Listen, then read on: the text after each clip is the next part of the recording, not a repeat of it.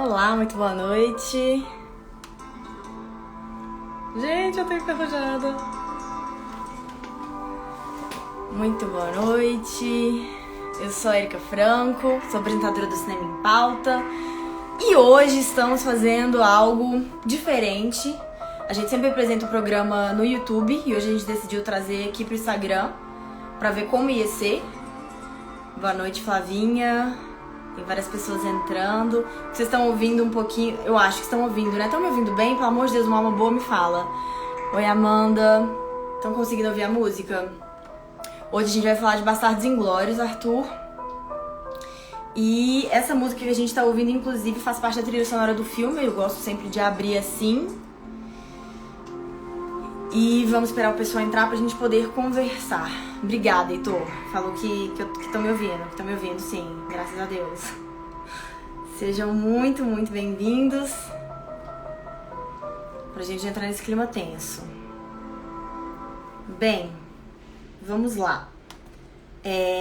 Vou começar me apresentando pra quem não me conhece, né? Provavelmente já me viram aí nos stories da Cine, postando alguma coisa. Eu tô falando que é um dos melhores filmes que ele já viu. Eu também gosto muito de Bastardos Inglórios. É dos filmes mais aclamados do Tarantino, realmente. A gente tem várias pessoas falando que é o melhor filme dele, né? Mesmo depois de Era Uma Vez em Hollywood. Inclusive, quero saber a opinião de vocês aqui. E pra começar falando que... Deixa eu baixar aqui pra poder ficar bem enquadradinha. Como que faz 3 idiomas, né? Em alemão também acho. Inclusive, eu vou começar trazendo uma curiosidade, já que você pontuou isso aí, Arthur, que o filme ele é falado só 40% em inglês, o que é bem incomum para produções hollywoodianas, né? 60% do filme é falado em francês, alemão e um pouquinho de italiano, aquele italiano maravilhoso do Brad Pitt, aquela coisa incrível. E o programa de hoje, pra quem não conhece Cinema em Pauta, ele é sobre isso aqui. Ele é sobre troca, então muito mais do que analisar o filme criticamente, a gente tá aqui pra poder trocar. Eu quero muito ouvir de vocês. Vou ficar o tempo inteiro lendo aqui os comentários, subindo pra poder ver o que vocês têm pra me falar sobre como o Bastardos Inglórios impactou na vida de vocês, se é um filme que vocês guardam ali no coraçãozinho, se não, o que vocês gostaram mais no filme. Então ele é um filme muito sobre o Cinema em Pauta é um programa muito sobre essa troca, sobre o cinema, sobre essa paixão que a gente tem em comum. E a gente sempre faz ele no nosso canal no YouTube e a gente dessa vez resolveu testar esse formato aqui no Instagram, mas ele vai ficar salvo na nossa página no YouTube também. Então, de última hora a gente decidiu fazer esse teste, mas ele vai ficar salvo tanto aqui quanto no YouTube para vocês poderem ver. Bem, vamos lá. Os diálogos são sensacionais. Sim.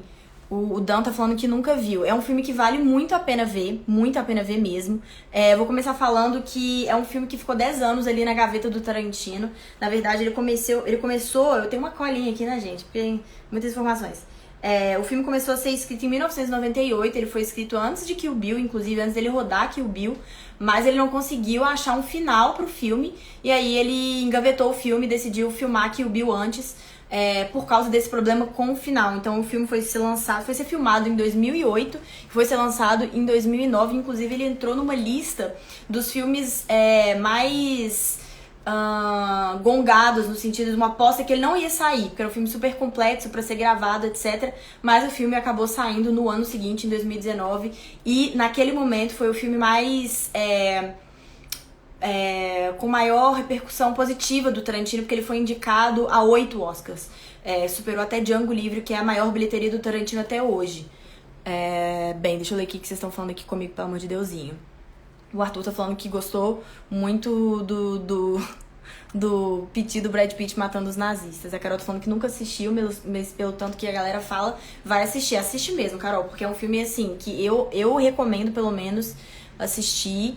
Porque é um filme muito curioso, né? Assim, pelo menos no meu olhar, eu quero saber de vocês o que vocês acham com relação a isso, mas eu acho que é um filme super pesado, né? Porque a temática é super pesada, denso, ainda mais quando a gente para pra pensar, eu pelo menos fico pensando nesses filmes de guerra que aconteceu mesmo, né?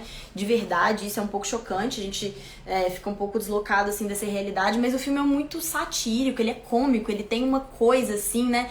Primeiro que ele começa com Era Uma Vez, né? Tem essa frase, era uma vez na Alemanha, ocupada por nazistas, era uma vez, que a gente vai associar ali a contos de fadas, uma coisa lúdica, uma coisa leve, Alemanha ocupada por nazistas. Então tem uma coisa meio que não se encaixa, né? Então isso tá presente no filme todo. Os personagens são bem quase teatrais, assim, não sei se teatrais é a melhor palavra, porque pode levar pra um lugar errado, né? Mas eles têm uma característica muito forte. E isso dá uma quebrada no tema que é tão denso. O Samuel tá falando que o Hans Landa é um dos personagens mais bem escritos do Tarantino, talvez até o melhor. Eu concordo com você, viu, Samuel? Inclusive, o Hans Landa, ele é uma peça-chave pra gente poder falar de Bastardos Inglórios, porque ele foi o responsável por quase fazer o filme não sair. O Tarantino não tava achando um ator pra poder fazer o Hans Landa. Ele, inclusive, cogitou o Leonardo DiCaprio pra poder fazer o papel, mas ele queria que fosse um ator um pouco mais velho, um pouco mais experiente. E experiente no sentido de mais velho mesmo, né? Porque experiente pelo Leonardo DiCaprio, pelo amor de Deus. Mas ele também queria que fosse um ator que falasse muito bem alemão, né? Que tivesse a língua mãe ali alemão. Então, quando chegou o Christopher Waltz para poder fazer o teste, realmente salvou toda a trama, porque ele fez várias audições. Ele cogitou várias pessoas, inclusive o Leonardo DiCaprio, mas ele não estava achando alguém para poder fazer efetivamente o papel, né? Ele achou que ele tinha escrito um personagem impossível. E aí, quando o Christopher Waltz fez o teste, eles realmente, ele e o produtor chegaram à conclusão que tinham encontrado o ator perfeito para poder realizar o papel. Só ele poderia realizar aquele papel, e não à toa ele foi muito premiado por esse papel, ganhou o Oscar de melhor ator coadjuvante, ganhou o Globo de Ouro, ganhou vários prêmios. Por causa desse papel. A Amanda tá falando, uma outra curiosidade, na cena em que a Bridget morre, Paul Tarantino sufoca a atriz. Bridget, você roubou a minha curiosidade, mas que bom que você trouxe isso eu vi também. Então, o Tarantino, ele é muito conhecido por sempre dar uma pinta de ator ali nos filmes dele, né?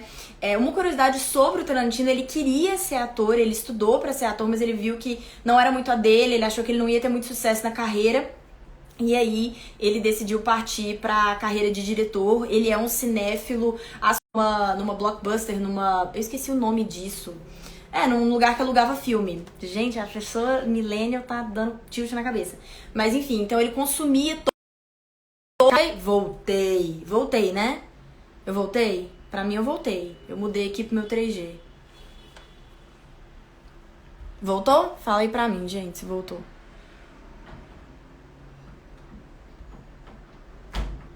Eu voltei? Eu voltei? Voltei, né? Locadora, John! Como que eu não lembrava esse nome por nada? Voltei, obrigado, Samuel, obrigado, Arthur. Locadora. O Tarantino trabalhou quando ele era jovem numa locadora, então ele consumia todos os filmes. E é por isso que muitas pessoas falam, né, e percebem que os filmes, algumas pessoas dizem que os filmes dele os filmes são uma junção de vários outros filmes, mas pra poder fazer essa junção com sentido e criando uma coisa nova, é pra ter muita maestria, né? Mas vem daí, desse cinéfilo que ele é realmente. E essa curiosidade que trouxeram aí, que eu já infelizmente passei, que perdi, é bem legal de perceber, né? Ele aparece em vários filmes dele e nesse não é diferente, apesar de uma forma super discreta, mas ali no final, na atriz, né, quando ela é sufocada, a mão é do Tarantino. E isso é bem legal da gente trazer também. Peraí, deixa eu pescar aqui coisas que eu perdi que vocês estavam falando, que minha internet travou. E isso, vamos lá. O final, o ator tá falando, o final é muito bom, só não gostei da menina lá que morreu, da Xoxana, né? Então, ela morre, né? Ela não ia ficar viva. Afinal, ela matou todo mundo, né? Ela matou todos os judeus. Matou os judeus, não, pelo amor de Deus, matou os nazistas. E acabou que ela foi morta, né? A gente queria que ela saísse, que ela vivesse, né? Ficasse com o namorado dela e ficasse tudo bem. Mas no final das contas, não aconteceu. Mas pelo menos essa cena me traz um certo acalento, não sei pra vocês, quero muito ouvir, é que o herói de guerra morre de um jeito muito maravilhoso. Ele morre achando que ele finalmente vai se dar bem, né? Ele já tava ali partindo para aquele ato de abusar, xoxanar, e ele morre na certeza de que ele ia se dar bem. Então ela foi muito perspicaz. Eu acho que o Tarantino, ele traz isso, né, de usar o jogo do inimigo contra ele mesmo o tempo todo na trama. Principalmente a gente pode perceber ali na estratégia dos americanos, no início, quando eles deixam... Primeiro eles matam um oficial, né? Eles propõem deixar o oficial vivo, né? Pra ele poder contar onde tá a tropa, mas eles já sabiam que ele não ia aceitar morrer.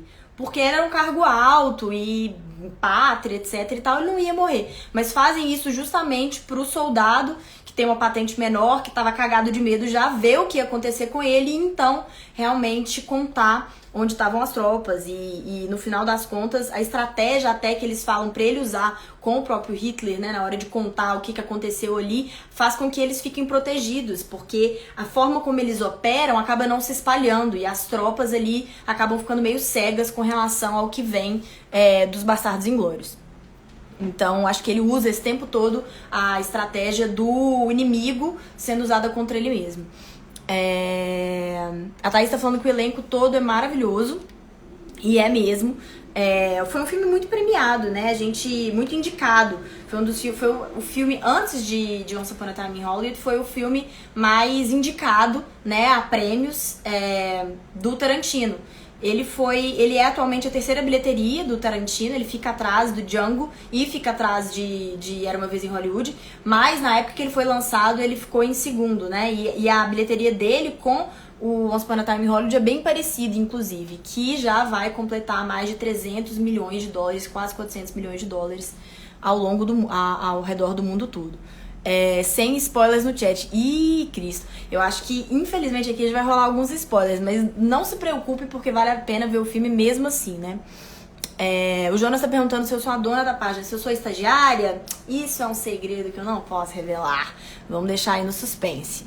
A identidade do estagiário nunca será revelada. Nunca, nunca diga nunca. Aguardem, fiquem ligados. Amanda, realmente é pesado, mas eu acho que ele viaja muito em algumas coisas. Então, esse negócio de viajar, eu li alguns comentários, né? As pessoas falam que acontecem algumas coisas meio surpreendentes, mas eu acho que é justamente sobre isso, né?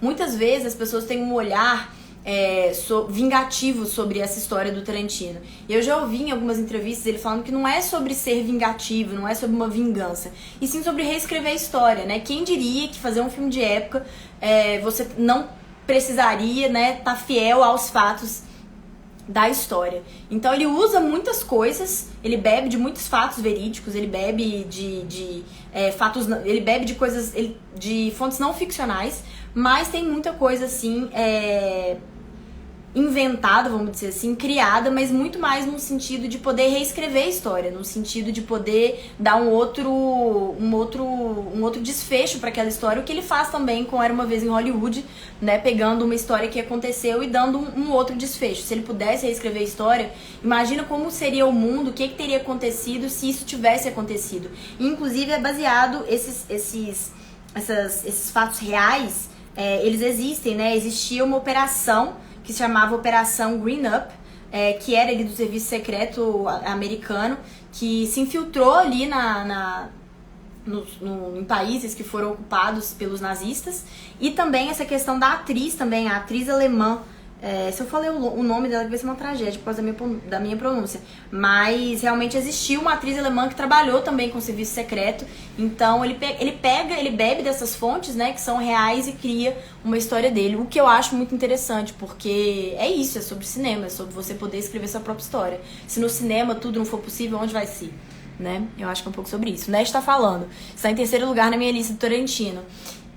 Com certeza, né, Ed? Eu realmente não sei, eu tenho dificuldade em fazer rankings, realmente, de colocar ali em listas, mas é um dos meus filmes favoritos. Esse, Os Oito Odiados, Cães de Aluguel, acho que são os meus favoritos do Tarantino. Muito bom o filme e a interpretação, realmente. O elenco tá todo muito, muito bem escalado, né? A gente, pra mim, o grande destaque realmente é o Christopher Waltz, que tá ali com o Hans Landa. Ele já chegou, o Tarantino já chegou a comentar que o Hans Landa é o personagem favorito dele, porque ele é muito complexo. E eu acho que ele poderia ser um dos nossos tópicos aqui de discussão sobre o filme, porque o Hans, ele é um personagem muito racional, assim. Acho que ele foi feito tão brilhantemente ali pelo Christopher Waltz, porque ele entendeu que pra ele, pro Hans, tudo que ele faz muito sentido. Inclusive, a apresentação dos personagens, a gente já tem muito isso. A analogia que ele faz do rato e do esquilo, ela tem uma lógica. ela é horrível, e ela é escrota, e ela é inverídica, e tudo de... Enfim, isso, né, não precisa nem ser dito, mas ela tem uma lógica, ela tem um fio lógico, e isso mostra pra gente que o personagem funciona dessa maneira, que ele tem um fio condutor lógico, que pra ele o que ele tá fazendo simplesmente é o trabalho dele, ele gosta de ser bom no trabalho dele, ele é bom e é isso aí. Tanto que no final ele muda de lado. A lealdade dele não é com relação à ideologia nazista, nem nada disso, é com relação a excelência do trabalho dele, é ele com ele mesmo, né? Enfim, a gente vai voltar um pouquinho nele aí. O Ícaro tá perguntando de qual filme a gente tá falando de Bastardos Inglórios, do Tarantino. That's a Bingo, são umas fases maravilhosas, né? E eu acho que são nessas minúcias, nesse comportamento completamente à vontade dele na cena inicial. Inclusive, vamos falar um pouquinho da cena inicial. Uma das coisas, né, que justifica essa vingança norte-americana para com os nazistas, né, como isso é apresentado pra gente, a narrativa também apresenta pra gente de uma maneira muito bacana, né.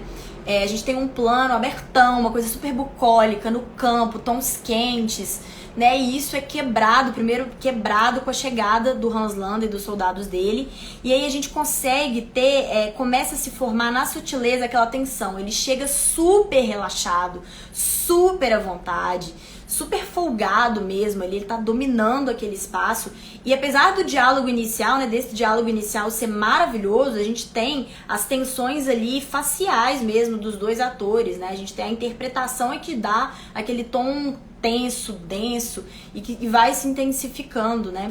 Então, essa oposição, então apresentar primeiro o inimigo, para depois o antagonista, para depois apresentar o protagonista, é uma construção narrativa muito bem feita ali pelo Tarantino, e muito consistente. E esses momentos, né, bem que quebram essa coisa densa e tornam o personagem ainda mais inacreditável, né? Ainda mais satírico, ainda mais crítico, como essa frase do That's a Bean, que ele ri, que ele se diverte, que ele se deleita, ele tá assim amando aquilo ali. Dá um colorido que é fundamental para a construção desse personagem, que eu acredito que seja uma das coisas que ele estava procurando ali num ator que fosse interpretar o Hans Landa. O ator tá falando que é o personagem que ele mais odiou, de fato, né? E ele tem uma coisa de que ele não precisa sublinhar o que está sendo feito, ele não precisa demonstrar poder, ele é poderoso, né? Ele tem o poder ali naquela trajetória dele, então ele não sublinha nada, é realmente impressionante. A cena do Au revoir Shoshana, que ficou completamente histórica, e a galera tá destacando que também apenas um figurante tá falando da questão das 4 línguas, né? Realmente, essa coisa das misturas das línguas torna o filme ainda mais único. Eu até citei aqui, inclusive, o Oscar do Christopher Waltz como melhor ator coadjuvante, ele também ganha um destaque por causa disso, porque é um personagem que predominantemente não fala inglês. Acho que eu li alguns atores, mais cinco ganhadores de Oscar nessa pegada. O que você acha dessa virada do filme, os humilhados sendo exaltados? Eu acho válido, eu acho justo, eu acho que tá aí pra isso, né? Igual eu falei, se a gente não pode reescrever a história através do cinema, se a gente não pode dar voz pelo cinema e pela arte, no modo geral, onde a gente vai dar vazão pra isso, né? Acho que a gente não deveria entrar num termo de justo, não é justo, mas que é interessante e ficou muito bem feito, assim, muito bem desenhadinho, dividido em capítulos, igual eu falei. Tem essa pegada meio fábula, né? Uma fábula meio macabra, meio bizarra, meio... Enfim, então eu acho um filme genial. Ele fez uma coisa que acho que muitas pessoas gostariam de ver sendo feita. Então acho que foi uma sacada muito inteligente, como cineasta, como roteirista. Ele é extraordinário, com certeza. O Vera tá falando. Fala do Halloween Kills. Fala do trailer do Bastardos Inglórios, você diz? Me explica melhor, Arthur. Era pra Xoxana ter ficado com o nazistinha lá. Tava shippando os dois. Que isso, Arthur? Opiniões polêmicas aqui. Eu shippo não. Deus free Xoxana. O cara faz parte do exército que metralhou a família dela inteira. Então acho que realmente não dava, né? Curiosidade sobre o Tarantino. Já vi participação em filme do Adam Sandler. Legal. Inclusive, legal você trazer o Oli 914. Não sei se eu falei seu perfil certo. Isso porque o Adam Sandler foi cotado para fazer o papel do do urso judeu, do Bear Jew. Ele foi cotado para fazer esse papel. Ele, inclusive, não fez por causa de conflito de agenda, mas ele era o favorito para fazer esse papel. Então, já vemos uma amizade sincera entre Tarantino e Adam Sandler, que é um grande ator. Ele não faz só filmes de comédia, não colocando a comédia no lugar menor, pelo amor de Deus, eu adoro comédia, mas ele é um grande ator, tanto para filmes de comédia quanto para filmes dramáticos. Tem um filme dele maravilhoso, Joias Brutas. Sou ruim de nome, tá? Na Netflix.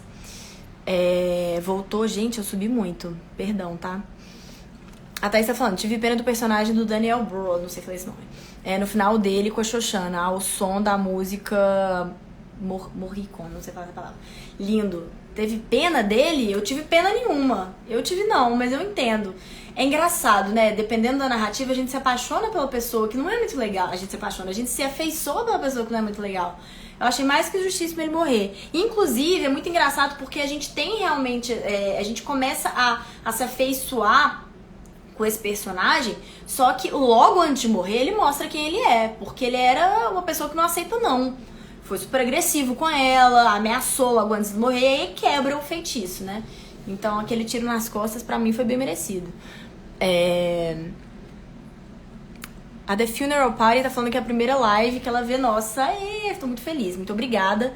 Inclusive, se gostar, espero que sim, no nosso canal, no YouTube, tem todos os outros episódios de Cinema em Pauta, com filmes incríveis que vocês escolheram. Uma curiosidade é que na cena, o PV tá falando, uma cena do restaurante, a Xoxana não quis comer o doce porque o creme é feito de banha de porco. Olha, ela deve ser vegana. E ela não comeu. Inclusive, é legal a gente falar dessa cena do restaurante, porque logo antes a gente tem uma cena bem patética zona, né, daquela discussão dos dois. Inclusive, isso já me lembra pra uma outra coisa, que os oficiais ali nazistas, eles são retratados de uma forma bem pateticona, né? A gente tem ali, primeira apresentação do Hans Landa, naquela cena icônica, que dá pra gente um antagonista muito bem desenhado, com muita calma, com muita consistência. Depois a gente tem a apresentação dos Bastardos Inglórios. E aí depois a gente já corta pra um piti do Hitler. Um piti, eu não conseguiria descrever aquela cena de outra maneira. Pra mim é um piti, ele batendo na mesa, porque tava tendo informações ali que ele não gostava. E o Tarantino, ele dá uma caracterizada, né, nos oficiais de uma forma assim bem pateticona. E é bem interessante isso não aparece só ali. O Hitler, principalmente, ele é retratado bem assim. E o outro, o Goebbels também, pra mim ficou muito essa cena, quando ele recebe o elogio, né, com o Hitler, quando tá lá no cinema, ele fala, seu melhor filme, e ele fica de um jeito emocionadão, retratado de uma maneira bem pateticona. E essa cena que antecede essa cena do Strudel, da Xoxana e do Hans Landa, também tem isso, aquela discussão dos dois, tanto que ela fica com uma cara, assim, maravilhosa. E aí depois a gente tem essa cena incrível dos dois, e que mais uma vez, eu acho que as cenas em que tem o Hans Landa e mais algum ator, ela é sempre muito trabalhada nessa tensão baseada na interpretação na interpretação ali dos atores. Não é nem tanto no que está sendo dito, é no que está por trás, é naquela camada por trás. É no subtexto, é no colorido, é no que nutre o ator ali por dentro, os atores ali em cena por dentro, né? E é uma cena de absoluta tensão. Tem um quadro, inclusive, que eu achei genial, que o Hans Landa tá em pé, a gente tem um close assim na cara da Xoxana, e ela tá com a cabeça bem do lado das medalhas do Hans Landa. E aquilo ali diz muito pra gente, logo antes dele se sentar, diz muito pra gente, e vai criando essa atmosfera de angústia, de enjoo, de tensão, sem dizer nada. Então, e mais uma última coisa, o Tarantino gosta de colocar comida nos filmes dele, né? Já repararam? Pulp Fiction tem um hambúrguer, a gente sempre tem uma comida marcante ali acontecendo, os personagens comendo, um foco na comida. Isso dá sensações pra gente, isso dá sensações, né? A gente começa a entender de um outro jeito, de um jeito não racional, de um jeito sensorial aquilo ali que tá sendo apresentado. Inclusive, é bem significativo quando ele vai sair, ele apaga o cigarro, de um jeito toscão no strudel, que é um doce super delicado e tal, e com o creme em cima, que a gente tá sabendo aqui que é feito de banha de porco, e ela não quis comer. Inclusive, falando em não querer comer, não querer usar as coisas, a gente tem o ator que interpreta o alemão que mata, né, os outros alemães, os outros nazistas. Ele é de fato alemão, vou trazer o nome dele que tô puxando na minha cola.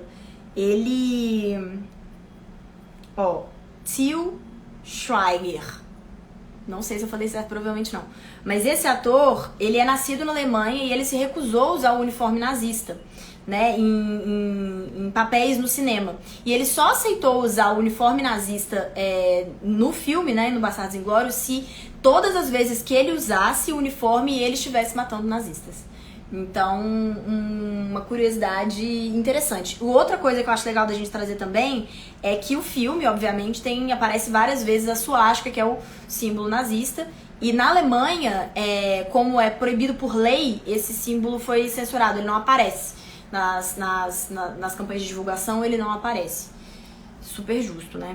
Bem compreensível. Bem, vamos lá. O cara é brabo, será que tá na mesma prateleira do Zoja Padilha? Não sei. Vamos lá. O Daniel tá falando, mas não tinha como ela ficar viva. Ela concluiu o seu objetivo de vida, a vingança, sim. E a gente tem esse elemento, o Daniel tá falando, né, sobre a Xoxana, não que a gente trouxe essa questão de que seria legal, a gente torce pra ela ficar viva, né, mas realmente, ela perdeu a família dela inteira, ela sobreviveu ali mais 4 anos, eu sempre fico pensando como é que ela conseguiu de fato, aquele cinema. Eu fico sempre tentando pensar o que será que aconteceu com a vida, como foi a vida dela. A gente poderia fazer um filme só sobre esse trajeto da vida da Xoxana, né? Entre ser quase morta, perder a família inteira e aí aparecer em outra cidade com outra vida, enfim. Mas de fato faz sentido, ela cumpriu a missão dela, assim. Vocês acham que o namorado dela morreu? Morreu, né? No cinema ele morreu, ele ficou lá, né? Eu tenho essa dúvida, pra mim não é claro. A Thaís tá falando, verdade, não tinha como nenhum deles ficar vivo. O Landa é o vilão que amamos odiar. Ele é o vilão que amamos odiar. Porque ele é aquele vilão não óbvio. No sentido assim, ele não sublinha as maldades que ele faz. Ele é irônico. Ele é tão absurdo que ele chega a ser engraçado. Até perigoso falar isso, né? Eu nem me sinto bem falando isso, mas tem isso, né? É inacreditável a forma como ele se porta diante do que ele faz. É inacreditável. E o Christopher Waltz faz isso de uma maneira muito brilhante. Adiciona humor, adiciona muita ironia. Então tem essa coisa ácida, incômoda, mas que cativa de alguma forma, né? Fala com um lado nosso não muito legal, né? A Amanda tá falando que apesar de amar a morte do Hitler, acha irreal ele ter caído naquela pegadinha do cinema. Será? Tem soberba, né? Às vezes a pessoa, quanto mais alto, maior o tombo. Eu acho que pode ser real, eu acho que inclusive essa frase sua me lembra a frase que o Hans Landa fala na hora de tentar convencer o Brad Pitt de que aquela oferta que ele tava fazendo era real. Ele fala, olha, 99,999 999.099 vezes isso não aconteceria, mas, né, na história isso não aconteceria, isso que eu tô te propondo, mas aqui tá acontecendo. Então acho que brinca também com essa possibilidade geral que o cinema dá. E aí o Daniel tá falando que ele fez a mesma coisa em Era Uma Vez em Hollywood. Realmente, ele fez. A Laís tá falando que já assistiu pela 1000ª vez, que é uma ótima obra. Ô Edi, como eu parei aqui, Jesus? Não sei, mas seja bem-vindo. Um baita filme, diga-se de passagem. O Calil tá falando, claro que existe a lógica. Ela foi o motor do período nazista. Não esqueçam da figura de Adolf Eichmann em seu julgamento. Não vamos entrar nesse pormenor. Não consigo nem respirar na cena inicial, o Saulo tá falando. Realmente, eu acho que essa construção que é feita na cena inicial, ela é fundamental pra nossa condução ali, enquanto espectador, no filme, né? Porque a gente tem essa quebra desse quadro super confortável e aconchegante, igual eu disse, bucólico, tons quentes, etc. E aí a gente tem essa apresentação desse antagonista cruel, que se deleita no primeiro momento, quando ele recebe a notícia de que ele achou os judeus escondidos, ele se deleita. A interpretação do Christopher Waltz é maravilhosa, ele abre os braços, assim, realmente não é uma coisa... Ele poderia muito bem falar aquela frase com essa voz pros judeus que estão ali escondidos ouvirem e serem enganados, e só, mas não, ele tá inteiro ali feliz, se deleitando, e isso conduz todo o nosso, né, nosso olhar ali sobre o que vai acontecer depois. O PV Leco tá falando que uma curiosidade legal é que na cena do restaurante, ai gente, isso aqui já passou, o negócio subiu todo. Isso aqui a gente já falou. A The Funeral Party, tô falando que tá adorando. Que bom, eu fico muito feliz. A Amanda tá falando que não consegue ter simpatia pelo Daniel Burrow, que tem raiva dele em Bastardos e no Zoológico de Varsóvia. Eu também não consigo ter muita empatia, assim, por ele não. Eu fico com a Amanda. A conexão tá baixa, voltou? Voltei, né? Se até o 3G der pau, é porque energias não querem que a gente continue aqui. Bem, eu vou lá pro final pra gente poder continuar. Por qual motivo Bastardos Inglórios não venceu o Oscar? O José tá perguntando, alguém sabe? Cara, talvez... O que acontece? Ele ganhou um Oscar pro Hans Landa, né? Pro Christopher Waltz de melhor ator coadjuvante. Foi indicado a 8 categorias, melhor filme, melhor diretor e diversos outros. Acabou não levando. Essa coisa do Oscar aí, desde que Fernanda Montenegro não ganhou o Oscar de melhor atriz por Central do Brasil, a gente vê que, assim, é muito variante, né? Não é uma questão só de talento, não é uma questão só de mérito. Envolve vários outros fatores. Se a gente for estudar a fundo aí, a gente consegue ver isso. Tem campanha, tem muita coisa. Mas foi um filme com uma recepção muito boa pelo público e pela crítica. Teve uma bilheteria incrível, a gente citou aqui. Acho que 300 e... Eu tenho aqui um número estimado, tá? Vou trazer aqui a título de ilustração. 320.351.773 milhões de dólares. É o terceiro filme do Tarantino com maior bilheteria. Realmente não levou o filme de melhor Oscar, não levou o prêmio de melhor... não levou o Oscar de melhor filme. Mas eu acho que o grande destaque desse filme foi reconhecido, que é o Christopher Waltz.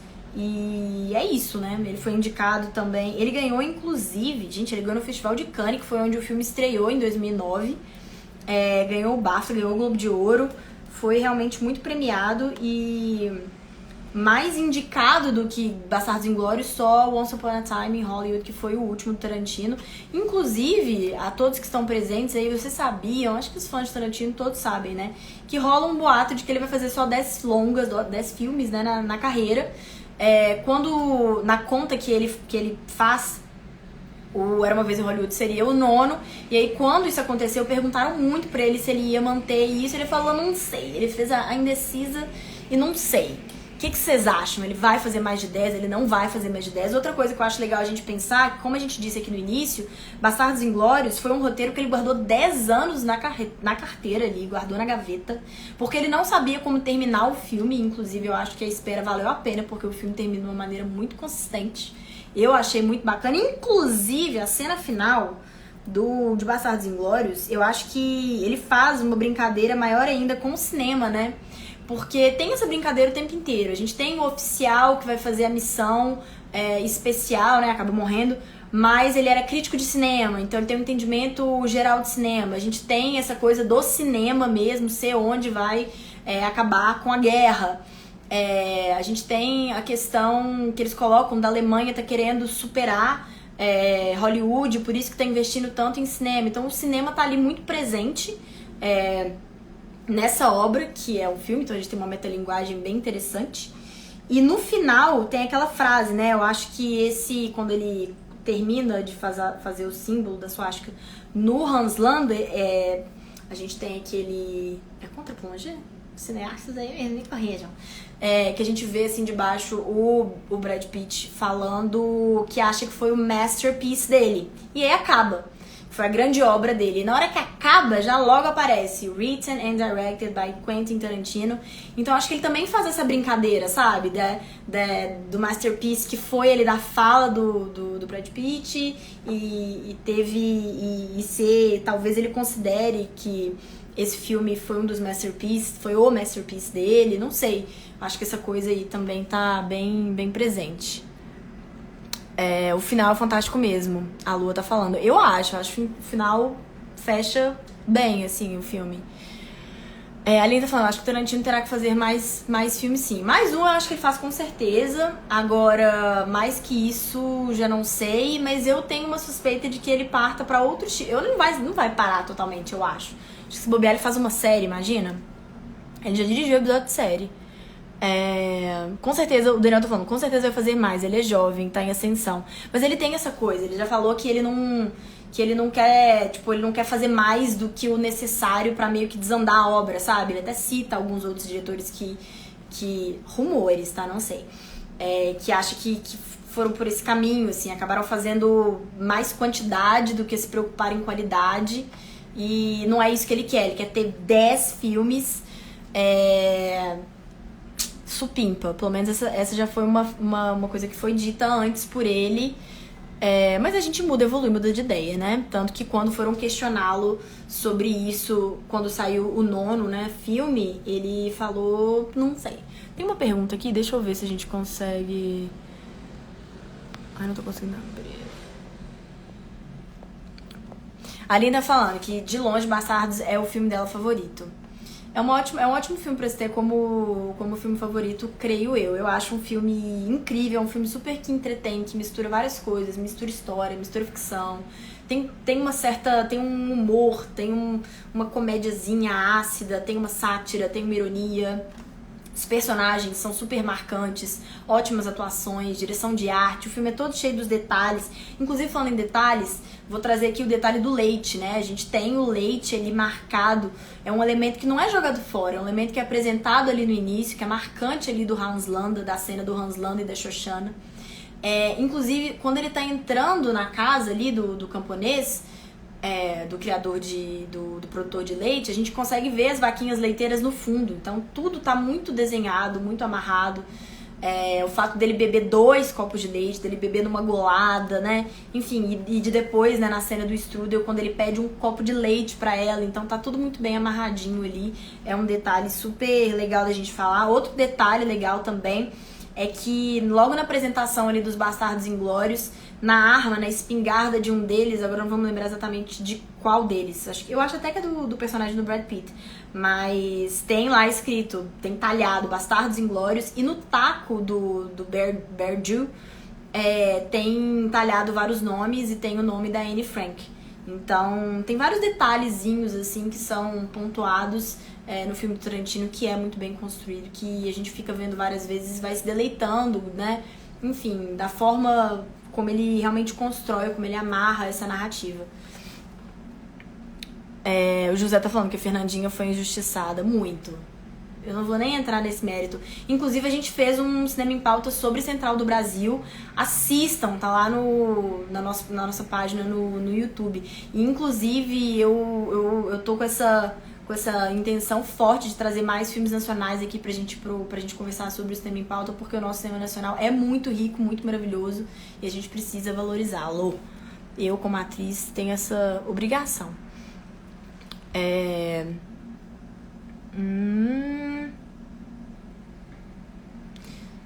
Tá, vamos descer aqui pra gente falar mais um pouquinho. Aqui, o Schwede, não sei se eu tô falando do seu perfil certo, tá falando que o Ryan de The Office tá nesse filme. Sim, o Ryan de The Office está nesse filme. E uma outra curiosidade é que no The Office, pra quem assistia The Office, tem uma parte que ele vai viajar com os amigos dele, eu acho que é pra Tailândia. Eles deram essa desculpa, mas na verdade não. Essa pausa, né, essa ausência dele no The Office foi justamente pra ele poder gravar Bastardos Inglórios. Então essa é uma outra curiosidade. Tem algumas outras curiosidades aqui pra trazer pra gente, que vão costurando muito isso tudo aí que a gente tá falando. Eu vou puxar aqui pra gente ir seguindo. A Luana falando, eu acho que a meta dele é 10 filmes, trazendo aquela coisa do Tarantino que eu trouxe. Talvez ele faça outros depois. Pode ser, né? Assim, eu quero fazer pelo menos 10. Não sei, eu acho que às vezes pode ter uma questão meio, não egóica, mas assim, de não querer deslizar no 11º e ser lembrado como pelo fracasso do último. Acho que pode ter isso. Faz sentido, né, gente? O José tá falando, tem algum diretor que bate de frente com o Tarantino atualmente? Vai de gosto, né? Vai muito de gosto. Acho que o Tarantino é um diretor que tem um estilo muito marcante. Então, assim, filmes do Tarantino são inegavelmente do Tarantino. Você olha pro filme e fala, Tarantino.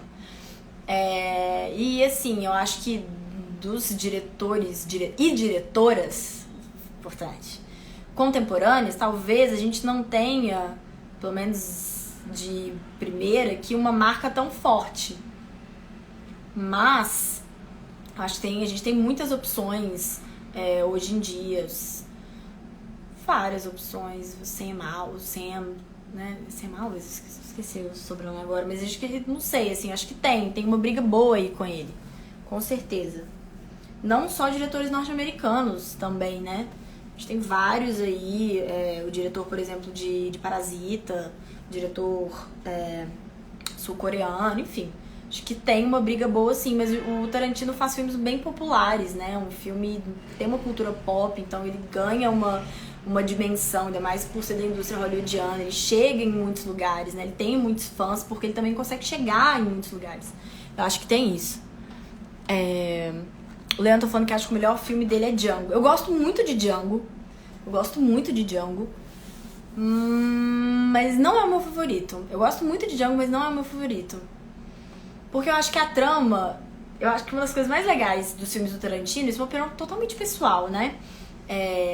No Django ele gira mais em torno ali do protagonista, o único épico do Tarantino, etc e tal. E eu gosto mais das tramas dele que tem muitos protagonistas, muita coisa acontecendo, tipo Bastardos Inglórios, tipo Os Oito Odiados, tipo Cães de Aluguel.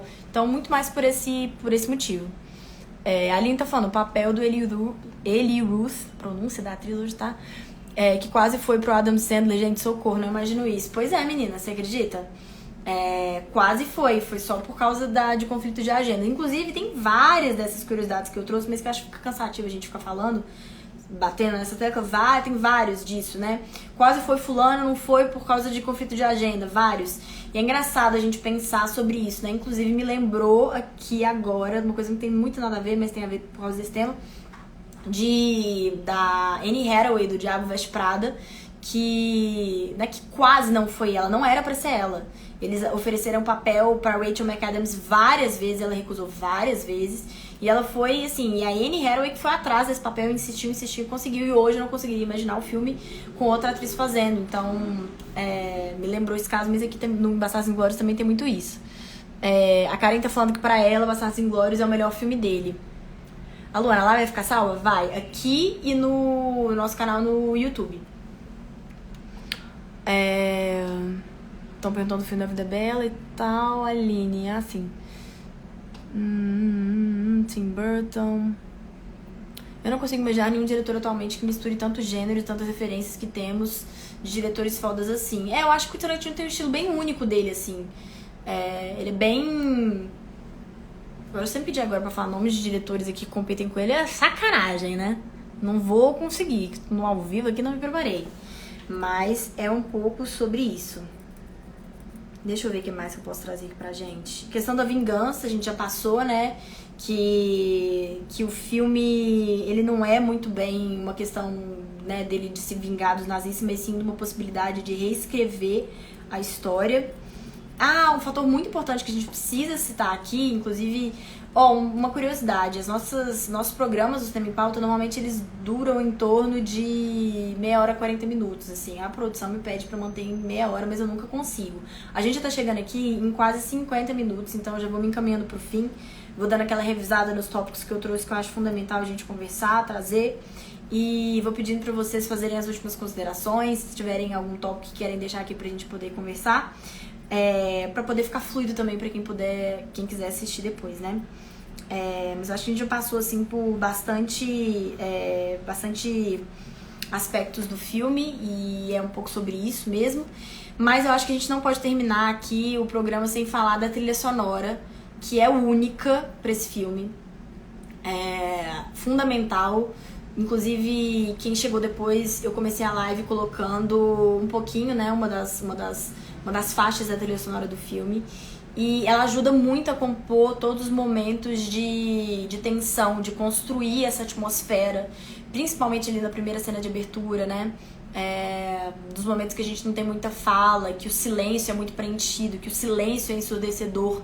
A música ela vai dando um pano de fundo, a trilha sonora foi muito bem executada e com certeza assina muito bem o filme e faz com que a gente consiga emergir nesse universo do Tarantino sangrento, maravilhoso. Você sabia que o Tarantino tem o seu próprio sangue artificial? Porque é óbvio, né, que se usa um sangue artificial e ele tem a fórmula dele, ele tem o sangue do Tarantino. que é no vermelho dele, na viscosidade, ele tem o sangue dele. Que louco, né? E isso a gente vê também muito nesse filme. E uma outra curiosidade sobre essa questão da violência, que às vezes as pessoas estranham muito nos filmes dele, é que ele sempre fala que ele coloca a violência exacerbada para realmente chamar atenção, num jeito meio de denúncia. Em Django Livre, ele pontua isso muito bem, porque onde a violência ali já era muito óbvia no sentido histórico, ele não sublinhou isso, né?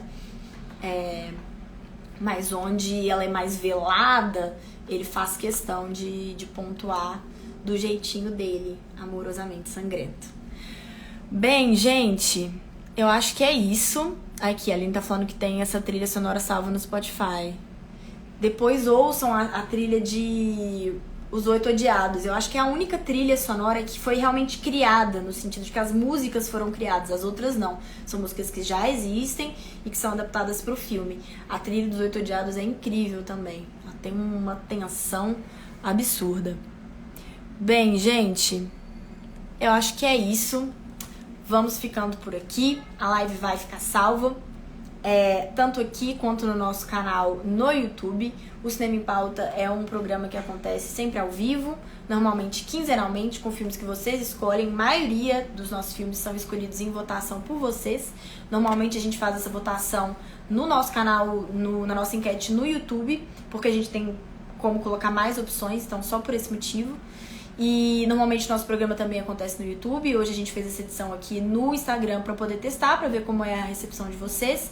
Mas é um programa muito sobre trocas, então se vocês tiverem sugestões, dúvidas, quiserem dizer alguma coisa, comentários, críticas construtivas, sejam bonzinhos e amorosos no coração, são sempre bem-vindas. Este aqui é o meu Instagram, me segue lá. E é isso, muito obrigada. Semana que vem a gente tá de volta. Obrigada, Aline, Thaís, Karen, Thaís, Jorge, Marilúcia, muito obrigada pela presença de vocês aqui. E é isso, eu sou a Erika Franco. Muito obrigada e até a próxima.